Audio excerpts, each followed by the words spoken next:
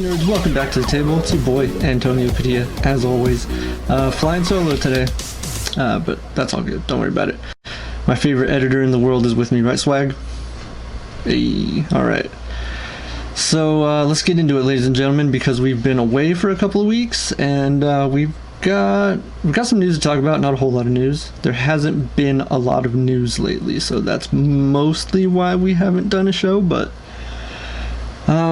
you know, we got some news, and I think we should talk about it. We got a lot of trailers, and I'm gonna talk about the trailers, and a lot of TV time to talk about today. So let's get into it. First, let's head on down to the trailer park, shall we? Swag, throw up the trailer park graphic right there.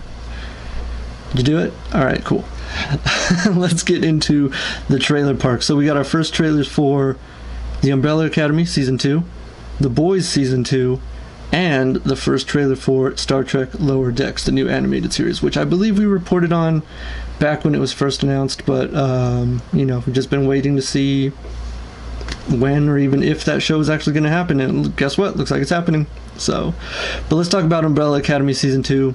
Season 2 will be dropping on July 31st. That is the end of this month, ladies and gentlemen. As of this recording, it is July 17th, 2020.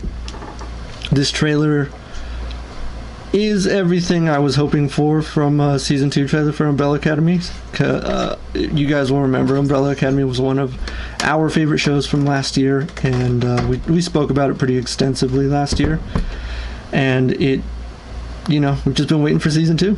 And now we know when it's coming. We got our first look at it, and it looks fantastic. I love it. I'm not going to get too much into it. In case you guys haven't seen it and you want to go check it out for yourself, please do so. I encourage you to do that. One of my favorite moments was the whole ghosts can't travel through time bit. Klaus, it's Ben here? No, unfortunately, ghosts can't time travel. Are you kidding me? It was fantastic. So, yeah, Umbrella Academy Season 2 dropping July 31st. Can't wait to see it. Next, we have the first trailer for The Boys Season 2, which is dropping on September 4th on Amazon. By the way, Umbrella Academy is on Netflix. I'm sure you guys already knew that, but just in case. The Boys on Amazon Prime. You can watch it there. Season 2 dropping September 4th. Then we got our first, official trailer. We got a teaser a couple months ago, and that was great. But, this, in case you didn't know what The Boys was prior to this trailer, now you know, or at least you have a better understanding of what it is. So yeah, it just looks like more of the same bloody, violent, gory satire that Season 1 delivered on, and yeah, I cannot wait to see. Also, we got to see Stormfront, played by Aya Cash, who is, I'm waiting to see what they do with that character, because in the comic book, Stormfront is a man, and obviously they've gender swapped the character for the show, and I'm not upset about that at all. I like it. I'm a big fan of Aya Cash. She was one of the leads on one of my favorite TV shows of the last decade, You're the Worst. So when I heard she was joining The Boys, I was very, very excited. So I can't wait. And everything I've seen from her so far just, you know, proves that, yeah, she's going to fit right in. She's going to do just fine on the show, no doubt about it. No doubt about it. I can't wait to see, because what I hear is that she's going to be quite a pain in the butt for Homelander, which is pretty cool. And I mean, that was sort of the nature of the two characters' relationship in the comic books anyways. But yeah, can't wait to see it. And they've released a couple of sort of viral clips. There's one specifically where Homelander and Stormfront meet for the first time, and it's pretty, it gives you a taste of what you're in for in regards to that relationship on the show. So yeah, if you haven't seen it, go check it out. Or if you want to go in blind, don't check out any of this stuff, just wait for the show to drop. I'm sure there are some people who want to do that. So yeah, The Boys Season 2, I can't wait. That drops on September 4th on Amazon, so check it out. Next up is the trailer I was waiting to talk about. We got our first trailer for Star Trek Lower Decks, which is the new animated series set in the Star Trek universe, and this trailer when I saw that it dropped, I got really excited for a number of reasons. Number one, it's new Star Trek. Number two, I've been waiting to see what the animation style was going to be. So when I finally got to see it, like, look, this trailer made me laugh and it made me feel good, and like I was watching it, I was like, oh good, it looks like it's just good fun. People could stop complaining about like, oh, new Star Trek is so cynical and it's so dark and it's so, you know, all the complaints that everybody has about new Trek. And lo and behold, people are now complaining that the show is too silly and too ridiculous and too lighthearted. Oh, they're not taking it seriously enough. Like, just can't win with people, can we? So yeah, that's upsetting. But no, I'm still very excited. I can't wait to see the show. I can't wait to meet these new characters, and I dig the animation style. It looks pretty cool. I've seen a lot of people online comparing the animation style to Rick and Morty, and I don't think that's an accurate comparison. What it reminded me of, there was a show on, I don't remember if it was TBS. Yeah, TBS. I think it was called Final Space. I never watched it. Not because I didn't want to, I just never got around to it. It looked funny, it looked great. I just haven't seen it yet. But that animation style looks more like this, or this looks more like that. But I mean, I can see how people could confuse it for Rick and Morty. It is what it is. But no, I'm very excited for the show, man. I can't wait to see it. I can't wait.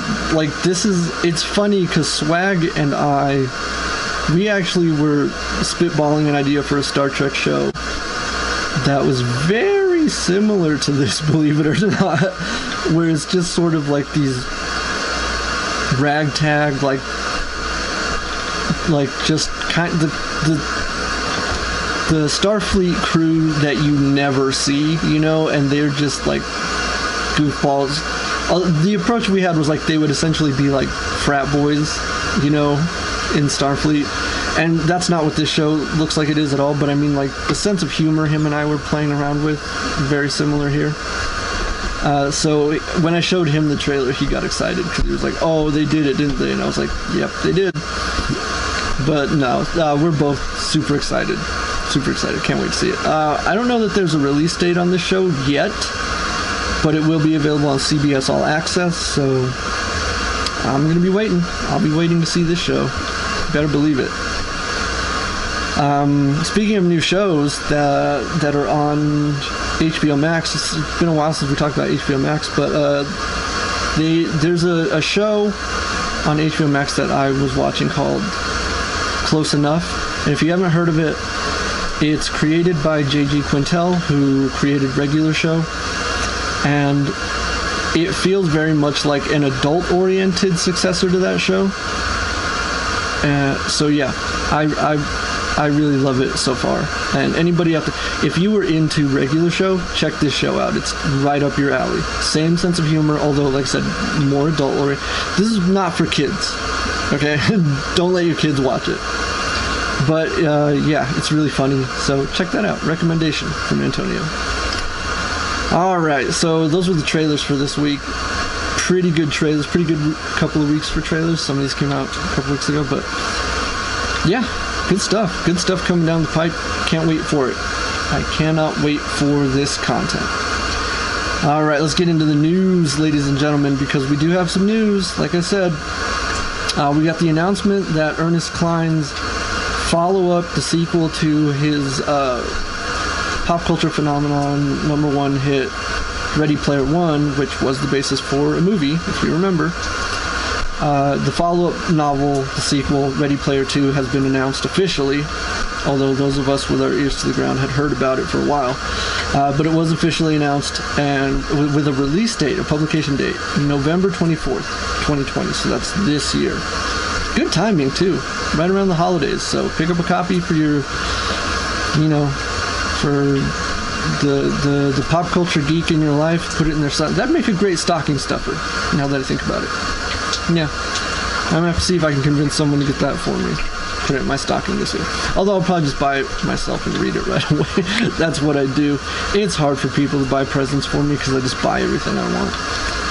But yeah, so I'm really excited for this. I read the book. I read it before the movie came out because, like I said, I think we talked about it on the podcast when the trailer for the movie came out, because I had heard of the book, but I didn't know what it was. I had never read it before, and then that first trailer for the movie came out, and I was like, oh, that's what that is? So I immediately ran out, bought a copy of the book, read it. I really liked the book. I'm aware that some people don't feel the same way as me. And that's fine. That's totally fine. You know, I can see where people have issues with that book, but I still enjoyed it nonetheless. So yeah, I'm very excited for the sequel. And if you've seen the movie and you've never read the book, do yourself a favor, read the book. It's very different. I mean, it's similar, but it goes places that the movie doesn't. And, you know, rightfully so. Like, there's just not enough time in a movie runtime to go this place. Like, I'll give you a couple of, like, in the book, there's a whole thing where Wade he moves to a whole nother city and, like, changes his identity because he's trying to lay low and get off the radar. You know, and obviously none of that's in the movie, if you've seen the movie. And, like, the challenges in the books are different, but I understand why they had to change those for the movie. You know, like, some of it is rights issues, some of it is, some of those challenges just wouldn't be very cinematic. They'd be pretty boring to watch in a movie, so I understand why they changed them, but do yourself a favor, read the book. The book is really, really good. I liked it. I really enjoyed it. And I think you guys will too, if you enjoy. If you're watching this show, if you're listening to the show, you know, if you're listening to the audio-only version, anchor.fm/nerds, or you're watching us on YouTube, you know, I think Ready Player One, it's right up your alley. So definitely check it out. I really enjoyed it. All right, ladies and gentlemen, let's get into the next piece of news that we have. We've got two pieces of casting news, one of which is a follow-up to a story we reported on a couple weeks ago, that of the CW's Batwoman. So as most of you know, the star of Batwoman, the actress playing Kate Kane, aka Batwoman, Ruby Rose, left the role after season 1, which sent the entire industry ablaze. No one knew what to make of it, but the producers of the show assured us that the show would continue, and we thought they were going to recast Kate Kane, but we were then informed that that would not be the case, that they would be creating a new character for the show to take her place. And if you listen to the episode that I did where I spoke about my thoughts and my feelings on that, you'll know that I'm not in favor of that. And there were a couple of reasons that I don't like this, that I didn't even get into when I did that episode. Like, I love these shows on the CW, I really do. You know, as you can probably tell, check out these guys back here. But there's one thing these shows seem to do an alarmingly large amount of the time, where they will just create a character that does not exist in the comic books, and they'll make that into a very, like Sarah Lance. There is no Sarah Lance in the comic books. Dinah Laurel Lance, the Black Canary, is an only child. She has no sister. There is no Sarah Lance in the comic. But granted, I like Sarah Lance on the shows. She's become a really great character that I really love. And it's mostly Legends of Tomorrow that's guilty of this, like especially in season 5. I think only 3 members of the team in season 5 are actual canon DC Comics characters, like Mick Rory, Heatwave, John Constantine, and Ray Palmer, the Atom. And Ray left this season, so wait, no, I'm forgetting one. Nate Haywood, Citizen Steel, he's also from the comics. But other than that, all the characters on the show are completely made up original characters, and I don't like that. But they're not the only show that, like I said, Arrow created Sarah Lance, and it's happened a bunch of times, and they're sort of slipping my mind right now. But I don't like when they do that. I really don't, because DC Comics has such a rich and full history of characters that you can pull from. So just get those characters and use them on your show instead of just making up new characters. Like, that bothers me. But that's just me. So, anyway, back to Batwoman. So they said they were going to be creating a new character named Ryan Wilder, and this has been confirmed in the article. But so they announced the actress who would be playing her, and I'm not sure if I'm pronouncing her name correctly. This is how I've heard it pronounced: Javicia Leslie. If I'm wrong, somebody correct me, please. But be nice. I apologized if I said it wrong. But yeah, so she has been cast as the new Batwoman. She will be playing Ryan Wilder, who will take the place of Kate Kane come season 2. Yeah, I am completely unfamiliar with this young woman. And I want to stress, I have no problem with her specifically. I don't have a problem with her getting this role. Like I said, it really is just the idea of creating a whole new character doesn't sit well with me. Never has, never will. Like, I would have been totally down if they had cast this woman to play Kate Kane. Mostly because I would love to just see all the racist a-holes just heads explode. And I would just enjoy laughing at them lose their minds over it. But they didn't do that, so that kind of sucks.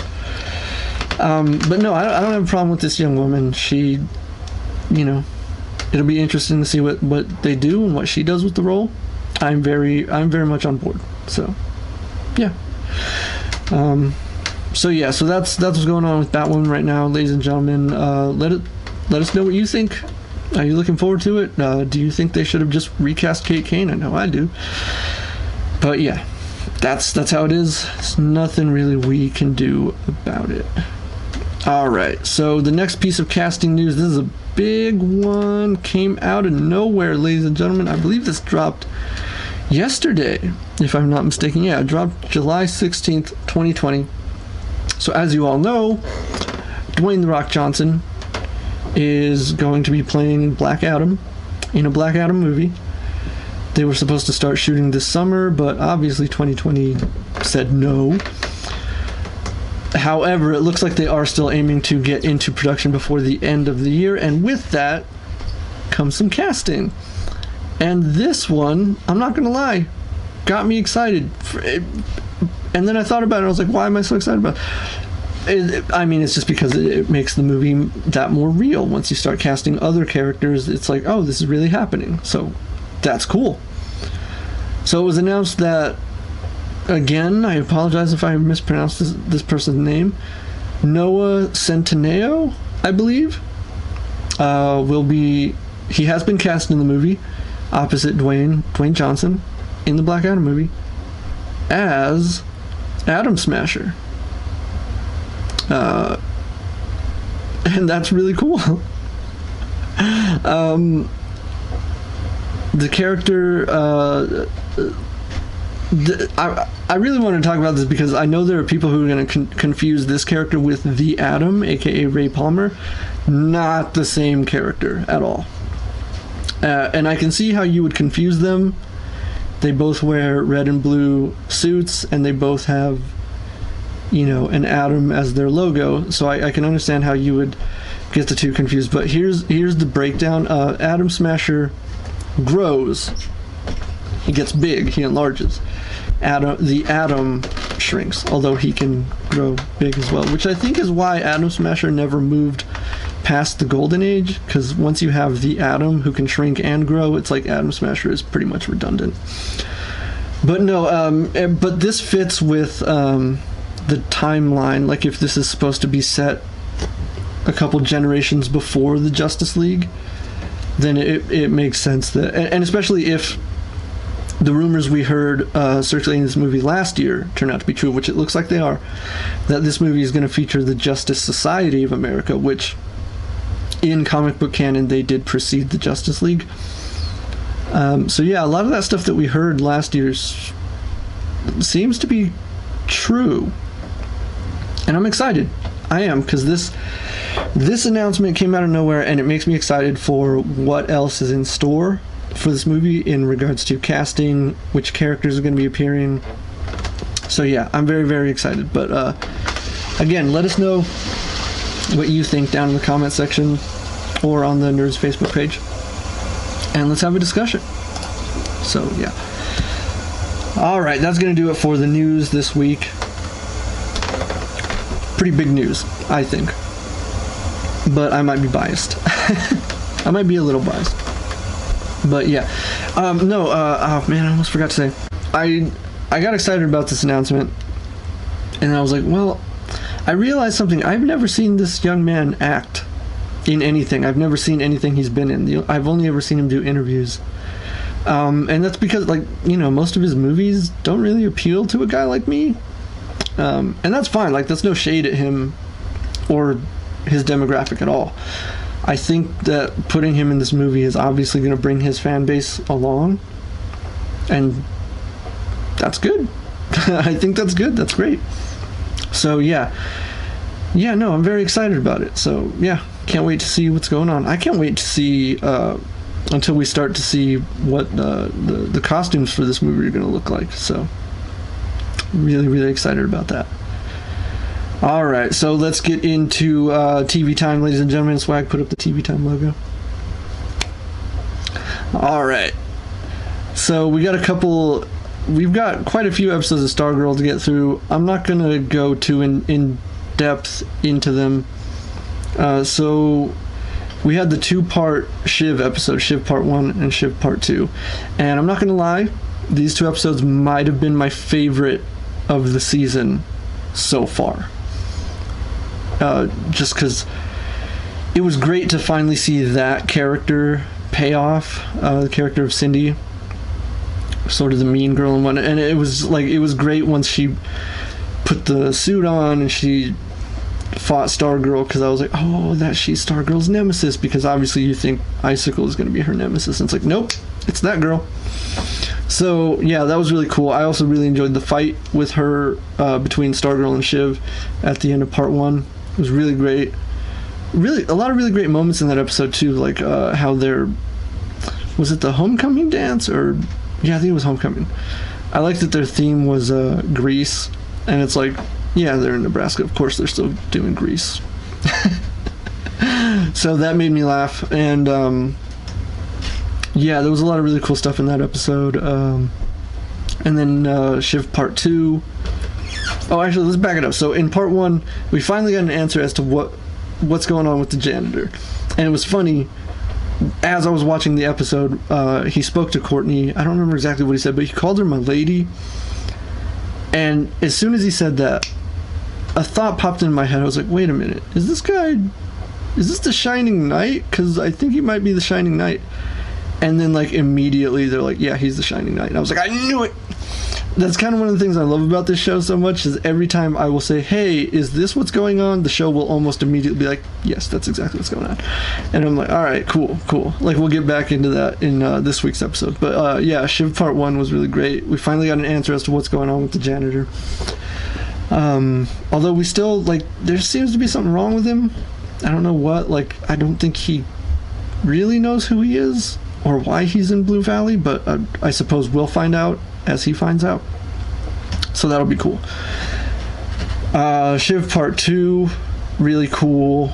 I felt like that was more of an episode for like Rick and Beth and Yolanda to shine, you know, because they did the whole recon on Cindy and trying to figure out who her parents were, and you know, Beth found the underground tunnels, and that was really cool.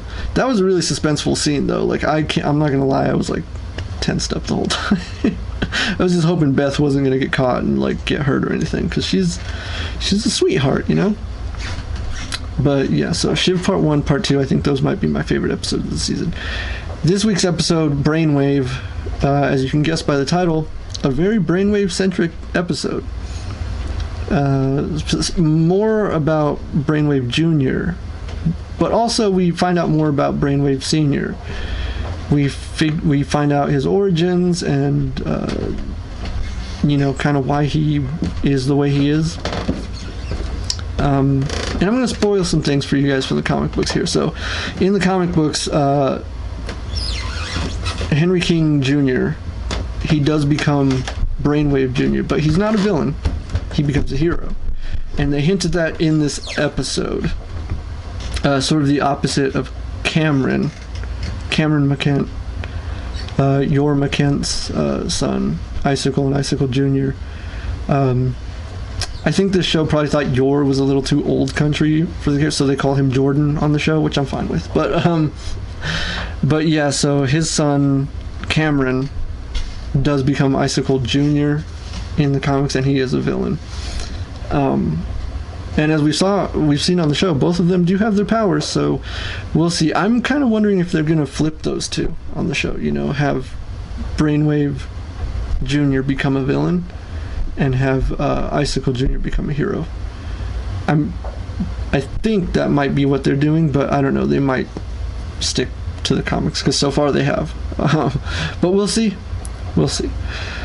So yeah, a very Brainwave heavy episode, and there was that really creepy dinner with Icicle's family, and they are just the worst. Yeah, terrible people. But yeah, so I really like this episode as well. I'm still going to give these episodes 10 out of 10. All of them. I really love this show. It's so good. But yeah, let's know what you thought of these episodes. Are you enjoying? Are you even watching Stargirl? You should be on the DC Universe, not CW. But yeah, let us know if you're enjoying them. What your thoughts are. What do you think's going on with Shining Knight? Oh, that's the other thing I forgot before I totally get out of here. The other thing, like when I was talking about how the show will all start to think like, hey, is this what's going on in the show? But yes, in the Brainwave episode, like Pat was explaining to Courtney him and Sylvester's past, even prior to being in the Justice Society, and he was like, well, we were part of another team. And before he even said it, I said out loud to the person who was watching it with me, I was like, oh, 7 Soldiers of Victory! And then he said, like, we were called the 7 Soldiers of Victory, and the person sitting next to me was just like, and they were like, you know these things. And I'm like, I do. But that was cool, and it confirms that the Green Arrow does exist in this continuity somewhere. We saw a picture of him. And so hopefully we'll get to see him, and hopefully he'll train Artemis. That'll be cool. So yeah, that was really cool. But yeah, I love this. I love this show. This show does that for me. Like it gives me all these deep cut references and characters, and yeah, I love it. So yeah, 10 out of 10 for me. All right, let's talk about Doom Patrol. We missed a couple of episodes. So we missed Sex Patrol, which I'm not gonna lie, probably my favorite Doom Patrol episode so far. It was great. I'm right off the top, I'm giving that one an 11 out of 10. 11 out of 10. I enjoyed it. It was so weird and hilarious. I laughed so much during that show. But then at the same time, very heartfelt. So yeah, I really liked it. But anytime Danny and the Danny Zens are part of the show, that's always like my favorite stuff that the show does. So of course I enjoyed the show, and it was hinted at Danny becoming a vehicle of some sort, just like I called. So that was cool. Finger Patrol, which was also great. The show is just great. Finger Patrol was amazing. I'm gonna give it a 10 out of 10. If for nothing else than Steel and Stone, which I'm not gonna lie, I would watch a whole show. I would watch that show. So somebody out there, please make it happen. Even if it's one episode. If they just did one whole episode of Doom Patrol that was Steel and Stone, I would watch that like no questions. It would probably be my favorite episode. So yeah, so that was a really cool episode. A lot of yeah. That episode also very heartbreaking. Sorry, I was trying to compose myself, figure out how to say, because a lot of bad stuff happens in this episode as well, mostly in regards to Jane, or more specifically Baby Doll, because Niles brings out Baby Doll to sort of be a companion for Dorothy, and spoiler alert, things don't go well. So yeah, the way that episode ended was a shocker for me, for sure. I know Cliff was shocked as well. So yeah, I'm not going to go too deep cuts on that, because yeah, it's pretty dark. And then this week's episode, of course, then continues on from there and deals with sort of the aftermath of that, and goes in very unexpected places. This week's episode is Space Patrol. And this was an interesting episode for a lot of reasons. Number one, we're introduced to this team of sort of space explorers. I can't remember what they were called on the show. They were like the Explorers of the Uncharted or something like that. But they reminded me of a deep cuts DC, like super obscure team, the Challengers of the Unknown. Some of you might recognize that name. They had a brief part in the Teen Titans Go to the Movies movie. And I looked up the name of this team because I thought, like, oh, maybe that's just something I've never heard of. That team does not exist. So I'm wondering if they wanted to use the Challengers of the Unknown and just weren't allowed to, because this is pretty much who that team is supposed to be. But more importantly, we met a character named Valentina Vostok, who is from the comic books, and like in the show, she's Negative Woman, although her origin in the comic books and is very different from the show.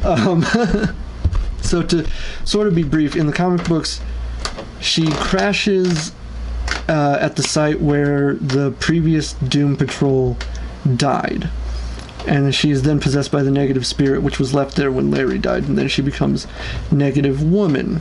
Obviously that's not the case on the show. She got her own negative spirit because she was out in space, and but I think it was cool because Negative Man and Negative Woman got to meet each other on the show, and probably never gonna see that in the comics, although maybe with retcons and rewrites, who knows. But yeah, so that was an interesting thing that happened, and she was able to at least give Larry some insight, which was nice. I loved Rita's plot this episode, with her getting involved in that terrible play, which was based on events that occurred in season 1 of the show, and her not knowing how to deal with that. That was great. She found her nemesis, which was awesome. Valentina Vostok also appeared in season 1 of Legends of Tomorrow, although there she did not become Negative Woman, because obviously none of those characters appeared in Legends of Tomorrow. She actually became a female version, a Soviet female version of Firestorm, and it was a 2-parter episode, and those are 2 of my favorite episodes of season 1, Legends of Tomorrow. So if you haven't checked that out, go over there and check those out. It's pretty good. Season 1 of Legends is hit or miss, but those 2 episodes were hits for me anyways. I really enjoyed this week's episode of Doom Patrol Space Patrol. I'd give it a 10 out of 10. It was great, especially I didn't even talk about the plot with Chief and Cliff and Dorothy. Dorothy tries to run away. She tries to go into outer space. Oh man, that was a great moment. Okay, so I'm just going to call them the Challengers, because that's clearly who they were supposed to be, but they come back, they land in a spaceship. There's a great moment where Larry sees them, and he's like, there's a spaceship outside, and the Chief immediately is like, tell them I'm not here. Like, dude, what? What? That was great. That made me laugh. It probably shouldn't. They played it pretty serious, but it made me laugh, because it's like, but that was great. And then so Chief grabs Cliff, and they're like, hey, we got to go after Dorothy, because Dorothy steals the Challenger's ship, goes up into space. She's on the moon. And so Chief and Cliff go after her in another ship that he had in their garage. And Cliff's like, you had this here the whole time? He's like, after we lost contact with the first shuttle, I never saw any reason to use it. I was like, not even to go look for them? Like, what? Like, dude, this episode really makes you realize, like, Chief sucks. He's not a good dude. But, like, that's the great thing about Timothy Dalton, is he's so likable and charismatic that, like, you know the Chief sucks. You know he's a bad guy. But Timothy Dalton is just so likable that you're like, you're kind of rooting for him to change, even though you know he's probably not gonna. But yeah, so this was a great episode. And the cliffhanger on this episode, holy crap. I was not expecting any of it. I'm not going to spoil it here, and just in case you guys haven't seen it, but good times. Can't wait to see what happens next week. Although if you saw the trailer for next week's episode, you know Beard Hunter comes back. So I can't wait to see that. Alright, so yeah, that was Doom Patrol this week. Again, man, these shows are fantastic. If you're not watching them, what's wrong with you? Go watch these episodes. Go watch these shows. Get yourself a DC Universe subscription and check them out, because they're worth it. For sure. Alright, that's going to do it for us this week. Short episode, I know, but I'm trying to make these episodes easier for Swag to edit. Last week's episode, well, the last episode we did was like 3 hours long, and it was a pain in the butt for him to edit. So I'm doing my part, Swag. I'm trying to help you out. Alright, so ladies and gentlemen, that's the news. Let us know what you think about these news stories. And yeah, let us know if you're watching any of these shows. What do you think about them? Alright, that's going to do it this week, ladies and gentlemen. I am, of course, Antonio Padilla. This has been Nerds of the Roundtable on YouTube. Or, if you're listening to the audio version, we are on anchor.fm/nerds. Spotify, Google Podcasts, Apple Podcasts, everywhere podcasts are available. You can check out Nerds of the Roundtable on our YouTube channel. You can like Nerds of the Roundtable on Facebook, facebook.com/real Nerds of the Roundtable. And we're on Twitter, at realnerds_. Yeah, so there you have it, ladies and gentlemen. Alright, that's going to do it for us. See you next time, ladies and gentlemen. Same nerd time, same nerd channel. Good night, folks.